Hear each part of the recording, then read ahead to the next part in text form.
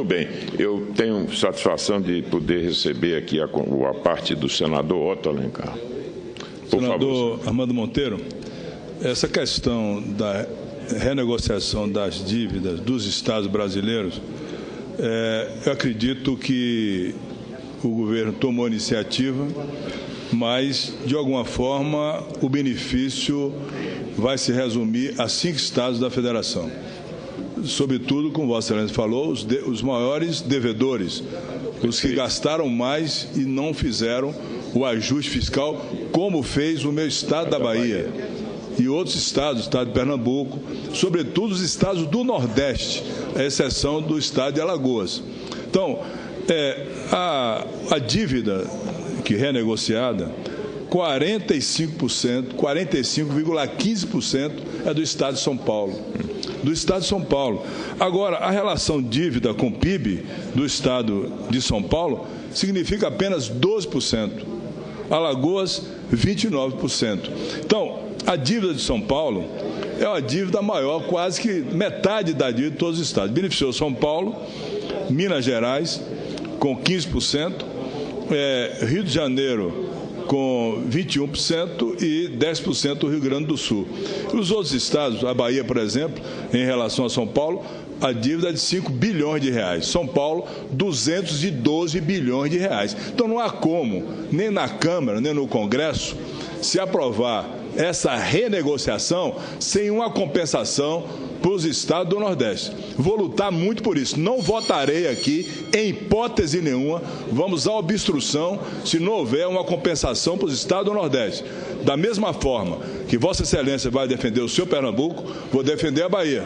Aliás, lá na Bahia se diz o seguinte: todo baiano, o terreiro é a Bahia. Então, se mexer com a Bahia, não atender a Bahia, não vai ter absolutamente meu voto. Foi uma renegociação errada, inconveniente, que vai beneficiar os gastadores, os perdulários, os estados que gastaram além do limite, como é o caso do Rio de Janeiro, que agora está parcelando o dia. Meu estado, o estado da Bahia, o estado do Nordeste, não está parcelando dívida de funcionário público, não. Está pagando rigorosamente em dia, porque esse ajuste fiscal foi feito em 1991 pelo então governador da época, Antônio Carlos Magalhães, de quem eu fui secretário de Saúde, os outros governadores todos, inclusive o ex-governador Jacques Wagner, do Partido dos Trabalhadores, durante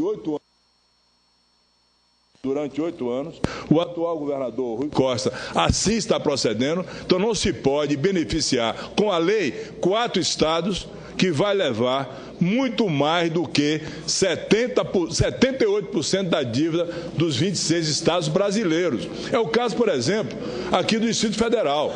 O Distrito Federal, senador Armando Monteiro, tem 2.800.000 habitantes e tem um orçamento de 44 bilhões de reais. A Bahia tem 14 milhões de habitantes e tem o mesmo orçamento do Distrito Federal, 44 bilhões de reais. Então, por que aconteceu no Distrito Federal? Com essa gastança toda, com essa forma perdulária de se governar a capital do Estado, diria assim, 1/4 da população da Bahia.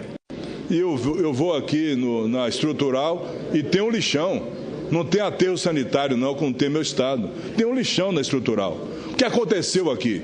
É que aqui se gasta de maneira desordenada. O governador Tasso Gereissati, o governador do Ceará, fez o ajuste fiscal. Tem todas as contas dos governadores cederam da mesma forma. Então, esse projeto só será e deverá ser aprovado no Senado Federal se, por acaso, houver uma compensação para os estados que fizeram o dever de casa.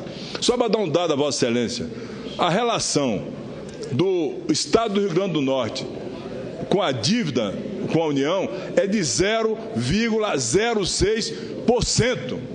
Enquanto São Paulo tem 212 bilhões de débito, de dívida, o Rio Grande do Norte tem 342 milhões de reais e não vai receber absolutamente nada.